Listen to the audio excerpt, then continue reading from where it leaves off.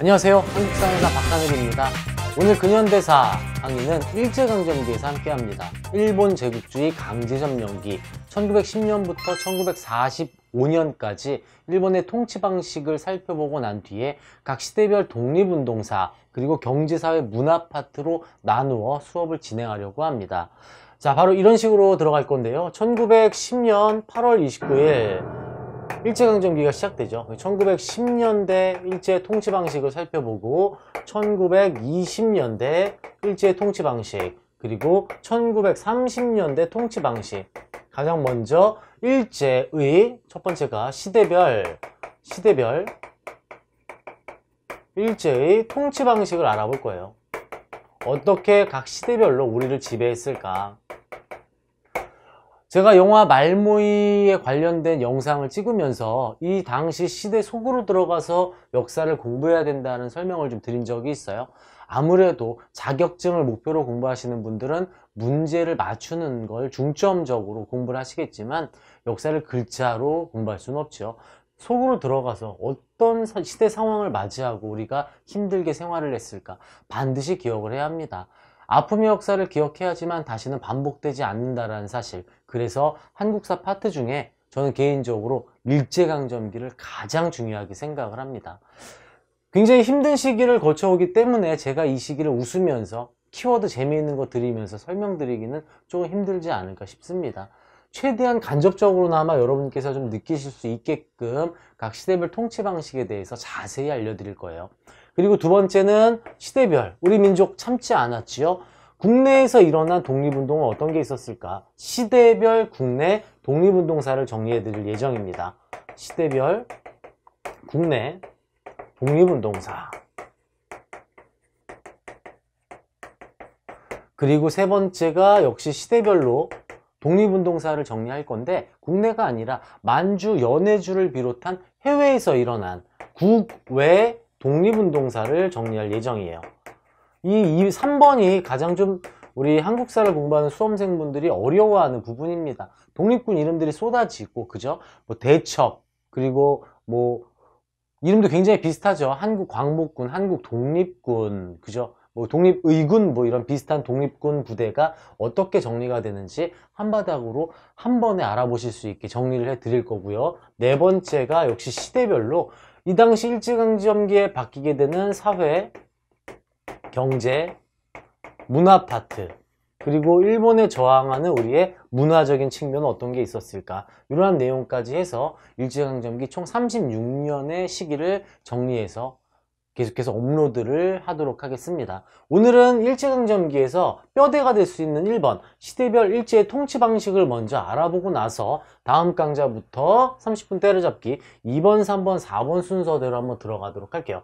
오늘 강의를 반드시 보셔야지만 국내, 국외 이 독립운동이 왜 바뀌는지 통치 방식에 따라 바뀌는 그런 흐름도 정리하실 수가 있지 않을까 싶죠. 자, 본격적으로 1910년대 들어가 볼까요? 1910년대 일제 통치 방식입니다. 먼저 크게 여러분 제가 1910년대랑 1920년대, 1930년대 이후 통치 방식이 왜 바뀌는지부터 개괄적으로 한번 보여드릴게요. 먼저 이미지를 한번 잡아볼까요? 일제강점기가 시작됐습니다. 일본이 웃으면서 들어오지 않겠죠. 조선 사람들에게 손을 내밀며 우리 잘해보자, 내가 잘해줄게 이러고 들어오지 않아요. 그럼 당연히 우리 민족은 저항하지 않겠습니까? 굉장히 억압을 하고 무시무시한 모습으로 들어옵니다. 무단으로 우리를 지배했다고 해서 무단 통치라고 얘기를 하고요. 다른 말로 군인이 우리를 지배했던 시기, 길거리의 행정과 치안을 군인이 군복을 입고 돌아다니며 이것을 지배한다고 생각해 보세요. 굉장히 분위기 살벌하지 않겠습니까? 무단통치, 다른 말로 헌병, 경찰, 통치기라고도 하죠. 지금 학계에서 이 헌병, 경찰 통치에 대한 호칭을 좀 바꾸려고 사용하고 있어요. 군인 경찰 통치라든가 이런 식으로 좀 바꿔야 되지 않는가. 아마 내년부터는 이 통치 방식에 대한 이 개념이 좀 바뀌어서 나올 수도 있을 것 같습니다. 10년대는 군인이 강제적으로 억압했던 시기를 할 수 있겠죠. 계속해서 이 억압을 받던 우리 민족은 폭발을 합니다. 우리 민족 바보 아니에요. 당연히 폭발하죠. 1910년대의 끝자락이었던 1919년 3월 1일 날 3.1운동을 통해서 우리 독립운동, 오늘 이번이 또 3.1운동 100주년 아닙니까? 굉장히 중요한 운동인데요. 이렇게 억압받던 이 시기에 우리가 3.1운동을 통해서 우리는 이러고 못 산다. 그 일본에게 이걸 보여주게 되죠. 3.1운동의 결과 깜짝 놀란 일본은 강압적으로만 지배해서는 안 되겠다고 싶었는지 문화 통치를 표방하기 시작해요. 하지만 그 실상은 문화적으로 지배해주겠다라 해놓고 이렇게 3.1운동처럼 하나로 단합하는 것을 막기 위해 민족을 이간질시키고 분열하기 시작합니다. 이것을 민족 분열 통치기라고 얘기하죠.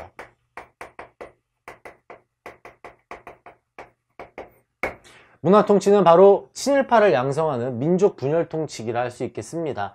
그리고 1930년대 이후로 들어가 보면 기본적으로 1931년에 아래 써볼게요. 1931년에 일본은 만주 사변을 일으키면서 본격적인 대륙 침탈을 자행하기 시작해요. 대륙 침탈을 자행하기 시작하고 1937년으로 들어가 보면 지금 우리 저기 돈봄쌤이 이제 카메라를 왔다 갔다 이동을 하시니까요. 제가 한 번에 좀 보여드릴 수 있게 조금 옆으로 붙여서 필기를 좀 해볼게요. 1930년대 바로 이어보겠습니다. 1930년대 다시 1931년 만주사변을 통해 본격적인 대륙 침략을 자행하기 시작했고 이어지는 1937년에는 중일전쟁을 일으킵니다. 그리고 40년대로 넘어가면서 일본은 태평양 전쟁을 일으키기도 하죠. 본격적인 대륙 침략을 자행하기 시작합니다. 자, 이렇게 전쟁이 일어난다는 것은 식민 지배를 받고 있었던 우리 민족을 일본이 엄청나게 이용을 하지 않겠습니까? 강제로 징용으로 끌고 가고 군대로 징병으로 끌고 가고 국내에 남아있는 모든 자원을 수탈하면서 전쟁에 동원하기 시작하죠. 바로 우리 민족을 말살을 시켜야지만 일본 군인으로 만들 수 있겠죠. 그래서 30년대는 민족 말살 통치기라고 우리가 이야기를 하죠.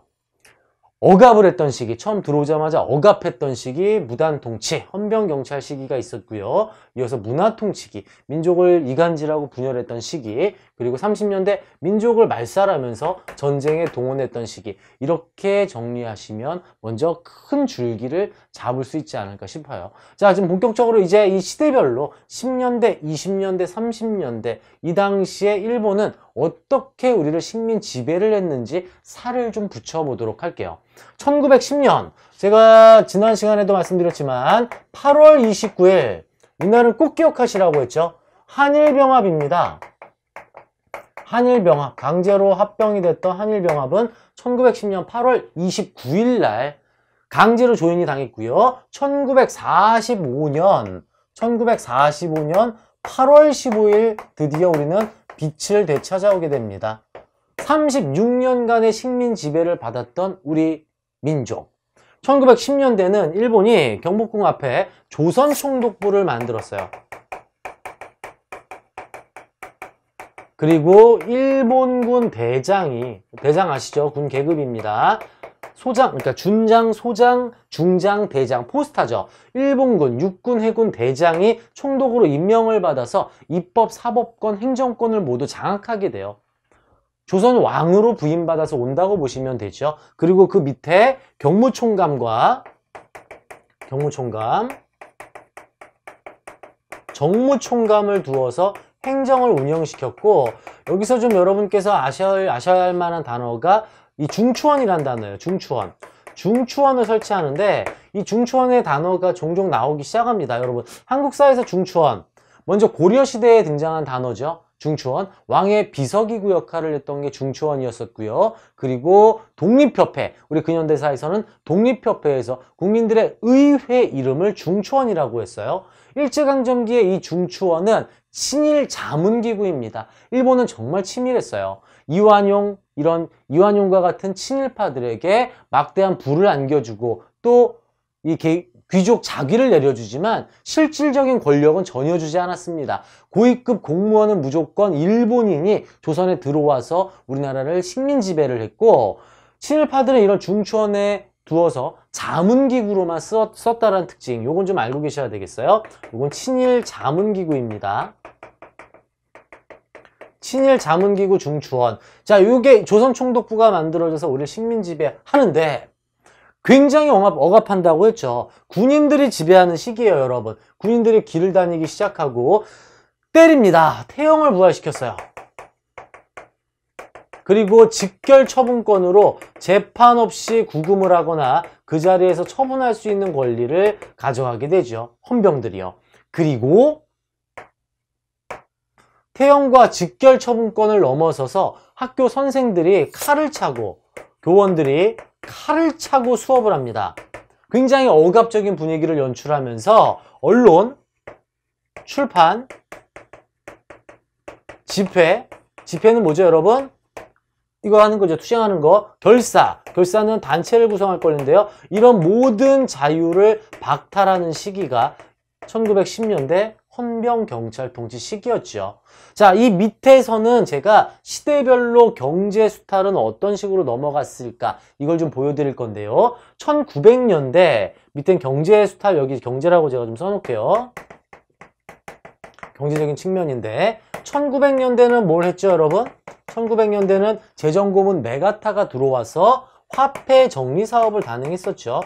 화폐 정리 사업.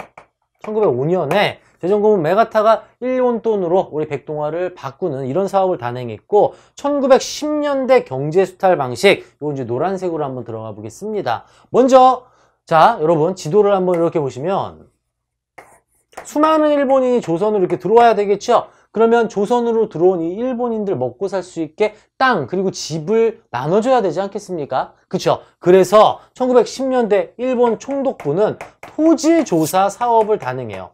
토지조사 사업. 기한내 신고 방식이에요.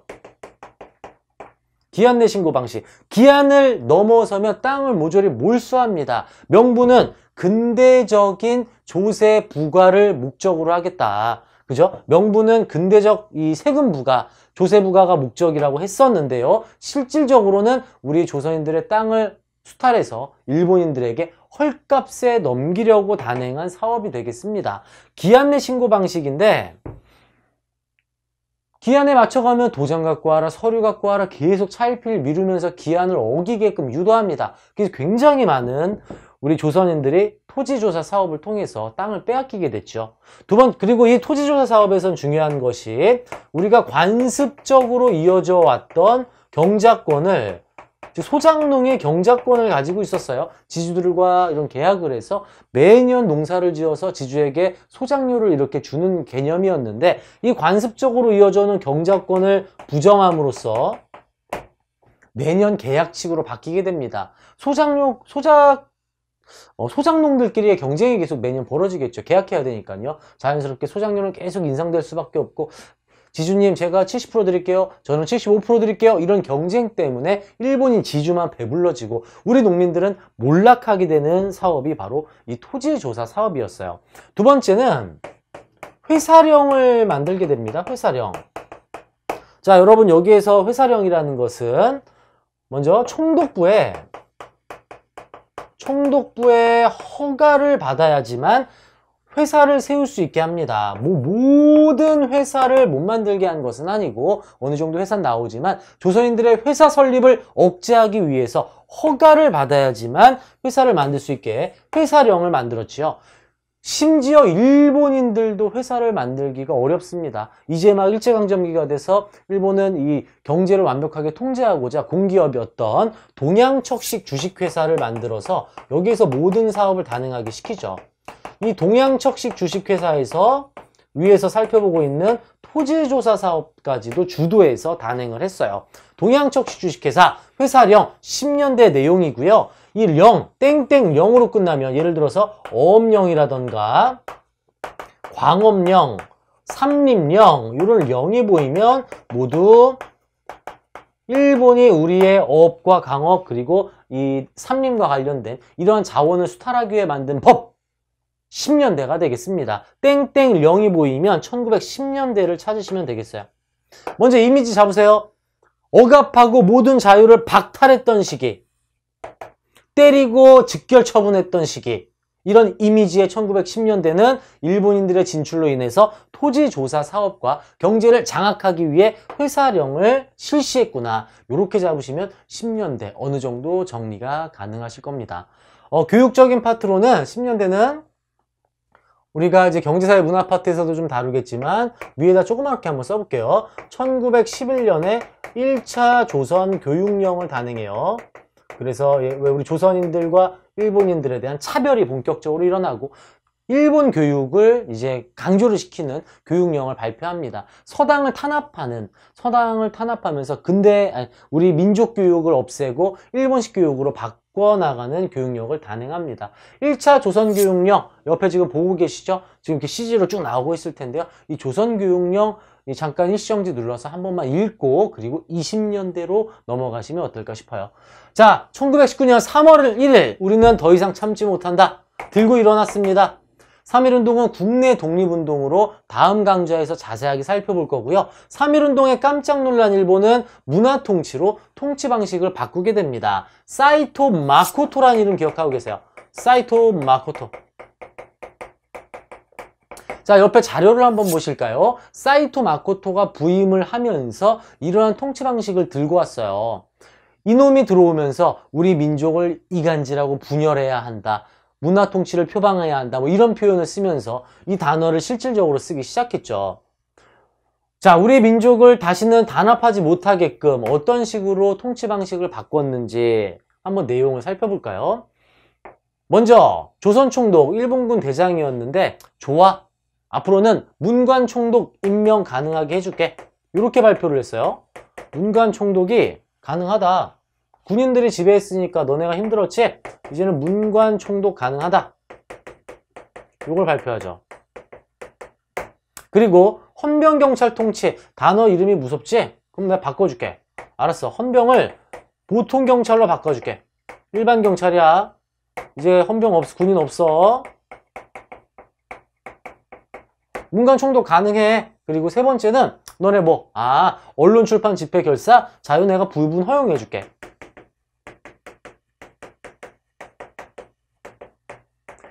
제가 이메일로 보내드리는 교재라던가 여러분께서 공부하시는 시중교재 보시면은 또 내용들도 다 정리가 돼서 나와 있을 거고요.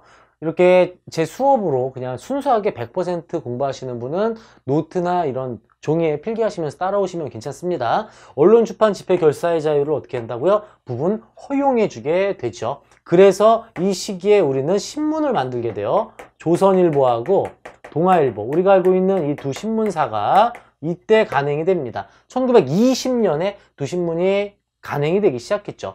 헌병을 보통경찰로, 문관 총독도 가능하고 자유를 부분 허용해 주었습니다. 굉장히 중요한 내용들이죠. 이렇게만 된다면 여러분 어떨까요? 여기는 좀 지울게요. 이렇게만 된다면 우리는 좀 여유가 좀 생기지 않습니까? 그리고 심지어 여러분 회사령도 철폐해 준대요. 회사령 철폐까지.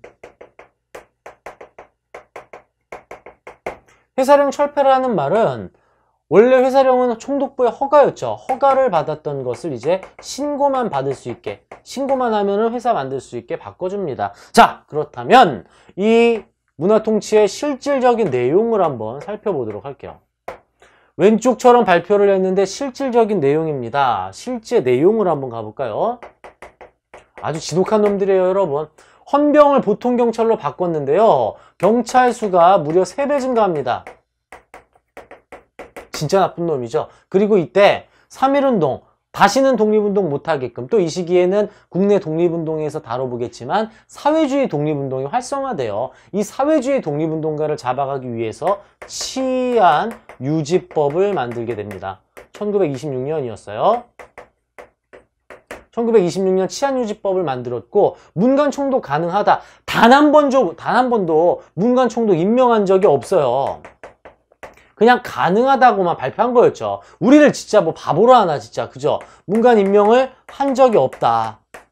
자유 부분 허용해서 신문 만들었죠. 만들면 뭐합니까? 검열하고요, 삭제합니다.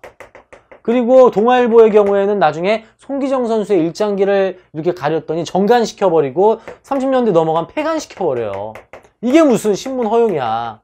자기 입맛에 맞는 신문만 만들게 하려고 주장한 거죠, 이게. 그죠? 지금 흰색에서 노란색으로 좀 비교를 해서 제가 보여드리고 있습니다. 그리고 이 시기에 우리가 국내 민족운동에서도 살펴보겠지만 우리나라 사람 돈으로 대학을 만들겠다고 강조를 합니다. 밀립대학 설립운동이 일어나지만 일본이 그것을 무마시키고 경성제국대학, 현재 서울대학교의 전신인 경성제국대학을 일제강점기 1920년대 만들기도 했습니다. 여기까지가 우선 가장 중요한 뭐죠? 20년대 기본적인 정치 흐름, 통치 방식에 대해서 살펴봤고요. 회사령 철폐부터는 경제 수탈 과정 속에서 함께 다뤄보도록 할게요. 자, 회사령을 철폐했죠. 근데 실제 내용, 이걸 왜 했을까요? 일본 기업이 진출합니다, 여러분.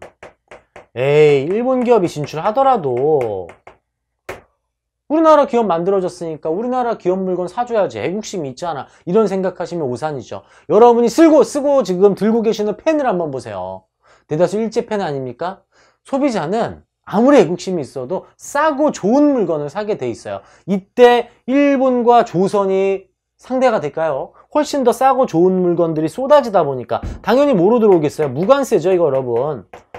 얼마나 싸게 들어오겠어요. 조선기업 정말 타격 많이 입습니다. 만들기는 했지만 타격을 입게 되고, 이러한 내용 때문에 1920년대 물산장려 운동이 단행됩니다. 연결 좀 시켜보실 수가 있겠죠. 다음 두 번째, 제가 지금 이 경제는 별로 들어가고 있으니까요, 이렇게 들어가 볼게요.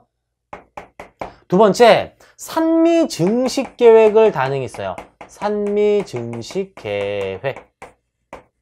생산할 산, 쌀 미자입니다. 쌀의 생산량을 늘리겠다는 뜻이죠. 이 산미증식계획은 1920년부터 시작을 해서 1930년대로 쫙 들어갑니다. 1934년까지 단행을 하고요. 잠깐 스톱했다가 1938년에 재실시를 하게 돼요. 재실시. 요거 여러분 지금 저처럼 한 번에 볼 줄 아셔야 됩니다. 산미증식계획은 1920년부터 34년까지, 즉 30년대 초기까지 실시를 했고 38년에 다시 재실시가 된다라는 거 정리를 정확하게 하고 계셔야 돼요. 자, 쌀의 생산량을 늘립니다. 왜 늘릴까요?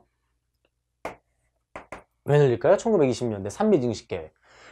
일본의 공업화를 앞당기고 물가를 안정화시키기 위해서 우리나라 쌀을 이용하고 있는 거죠. 쌀 생산량 늘어납니다, 여러분.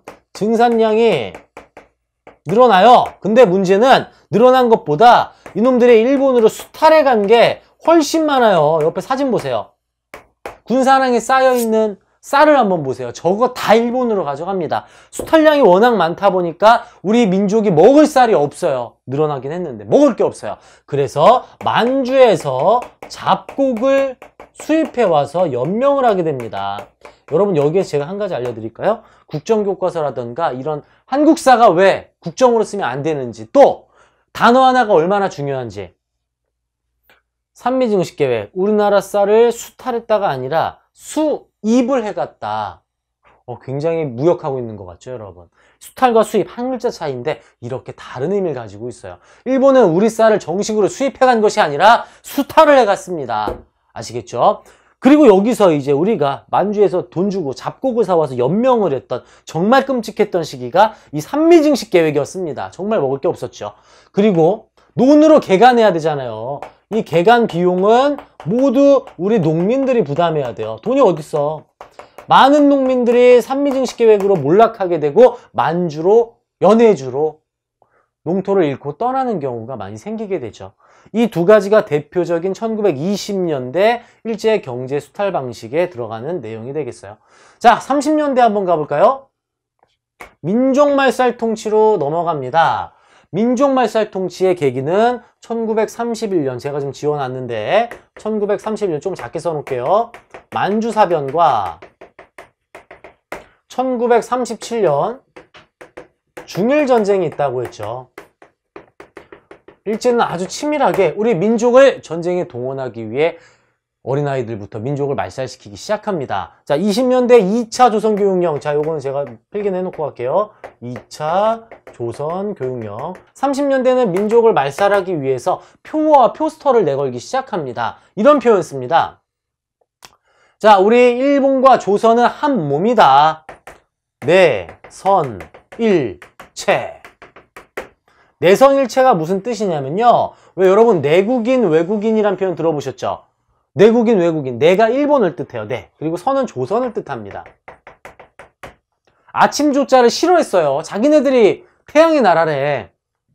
아침을 맞이하는 게 일본이래. 조선에 쓰고 싶지 않대. 그래서 선자를 쓰고 있죠. 내선일체. 그리고 일본과 조선의 조상이 같다. 일선동조. 내선일체와 일선동조를 표방하면서 우리 민족을 조금씩 말살하기 시작합니다. 이 표와 포스터를 내걸고 옆에 보시면은 2인 삼각 달리기 하고 있죠. 일본과 조선인이. 이런 걸 주장하면서 말살을 하기 시작하는 시기예요.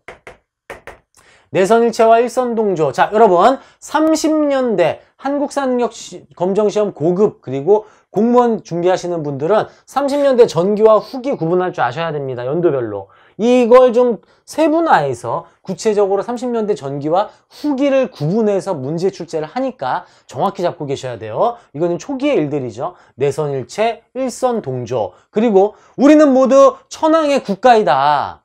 천황의 국가의 신하와 백성이란 뜻의 황국신민화 정책을 단행하죠.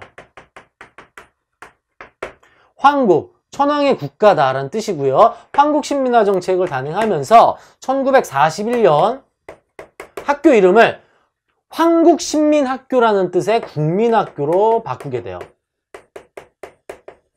아마 영상 보고 계시는 많은 분들 중에 국민학교 졸업하신 분 계실 거예요. 나중에 초등학교로 바뀌었죠. 국민들이 다니는 학교가 아니라 황국신민학교의 약자였습니다. 그러니까 우리가 없앴죠. 황국신민화 정책을 펼치면서 우리 아이들에게는 황국신민서사를 암송을 시켰어요. 우리는 대일본 제국 폐하의 신하와 백성입니다. 막 이걸 매일 아침마다 해야 돼요. 마치 국민의례처럼 천황에게 충성을 맹세하는 황국신민서사 암송을 했고, 천황이 살고 있는 교재와 내용에 천황이라고 나오니까 천황이라고 제가 말씀드리고 있지만 우리는 그냥 일본 왕이라고 하면 됩니다. 일왕. 일본 왕이 살고 있는 곳으로 향해 절을 해야 돼요. 궁성요배해야 합니다. 네, 계속 화가 올라오죠. 말만 들어도. 궁성요배, 황국신민서사 암송, 그리고 이름 바꿉니다. 창씨개명. 일본식으로 강제로 바꿔야 됩니다. 궁성요배, 창씨개명. 일본인으로 완전히 바꿔나간다는 얘기죠. 이름조차 바꿔야 되고요. 일본을 향해 절을 해야 되고. 이게 내선일체와 황국신민서사로 이제 실시가 된 거고요. 조선말 써야 될까요? 조선어 쓸 수 없습니다. 일본어 교육만 단행하면서 창씨개명을 하며 일본식 통치 방식을 그대로 적용을 시켰죠.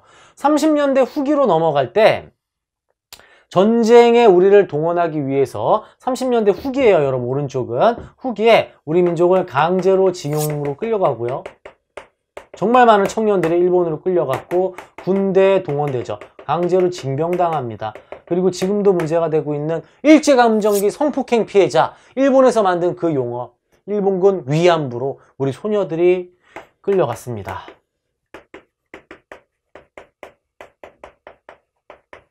이거는 30년대 후기에 대한 내용이에요. 41년 국민학교고요. 여기 30년대 후기라는 거, 이거 좀 잡고 계셔야 되겠어요. 일본은 37년 중일전쟁을 일으키면서 우리의 모든 자원과 인적, 이 사람들을 수탈하고자 1938년에 국가총동원법을 단행합니다. 그리고 공출제도를 만들어서 집에 있는 밥그릇, 숟가락까지 모조리 수탈해가는, 합법적으로 수탈해가고자 이런 제도를 만들었죠. 30년대 일제강점기에서 가장 힘들고 어렵고 깜깜깜한 암흑기는 40년대 광복 바로 직전에 가장 힘들었다는 것을 여러분께서 꼭 아셨으면 좋겠습니다. 자, 이번에는 30년대 경제 수탈 방식을 한번 알아볼까요?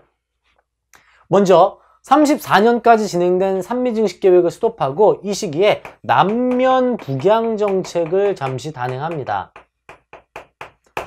원래 여러분 왜 지난 강좌에서 살펴본 이 개항 이후 경제사회 문화 보시면 일본의 면직물을 조선에 팔고 조선에 쌀을 가져가지 않았습니까? 일본은 면직물 산업이 크게 발달이 되어 있기 때문에 옷감, 원료를 우리 조선에서 생산을 하겠다는 얘기예요. 남쪽은 면화를 생산시키고 북쪽은 양사육을 해서 이 원료를 일본으로 가져와 가공한 뒤 판매하겠다. 남면북양 정책이 등장을 하죠. 그리고 38년에 이걸 스톱시키고 전쟁이 일어났기 때문에 우리 군인들, 우리 뺄게요. 일본 군인들 밥 먹여야 되고 물가를 안정화하고자 삼미증식 계획을 재실시하면서 엄청나게 수탈을 해가기 시작합니다. 남명북양 정책이 있고요. 전쟁에 우리 국가를 써야 되겠죠. 그래서 병참 기지화 정책을 단행해요. 이 군수공장을 북쪽에다 만들면서 북쪽에다가는 공장을 만들고요. 군수공장. 남쪽은 여전히 뭐예요? 쌀 생산을 시킵니다. 뭐게요 이게? 국토의 불균형 발전으로 이어지는 거죠. 북쪽에 공장 만들어서 무기 생산해서 바로 일본으로 가져가겠다. 이게 병참기지화 정책이었고 30년대 중반 남면북양 정책 그리고 삼미증식 계획 재실시 이 정도 살펴보시면 되지 않을까 싶습니다. 1910년대부터 20년대, 30년대 그 이후까지 통치 방식을 한번 정리를 해봤고요. 이것을 먼저 줄기를 잡으셔야 다음 강의부터 이어지는 국내 민족운동과 국외 민족운동, 우리의 투쟁을 살펴볼 수가 있습니다. 억압을 했던 10년대와 문화적으로 접근을 해서 우리를 이간질했던 문화통치 방식, 그리고 전쟁에 동원하고자 민족을 말살했던 민족말살 통치, 이렇게 정리하시면 줄기는 확실하게 튼튼히 잡을 수 있지 않을까 싶습니다. 더 이상 참을 수 없습니다. 국내 민족운동에서 기다리고 있겠습니다. 다음 강의 바로 찾아오셨으면 좋겠어요. 바로 빨리빨리 업로드해서 여러분께 우리의 독립운동 보여드릴 테니까 잊지 말고 일제강점기 가장 중요하다는 사실 기억하시면서 공부하셨으면 좋겠습니다. 다음 강의에서 이어서 진행하도록 할게요. 고생하셨습니다.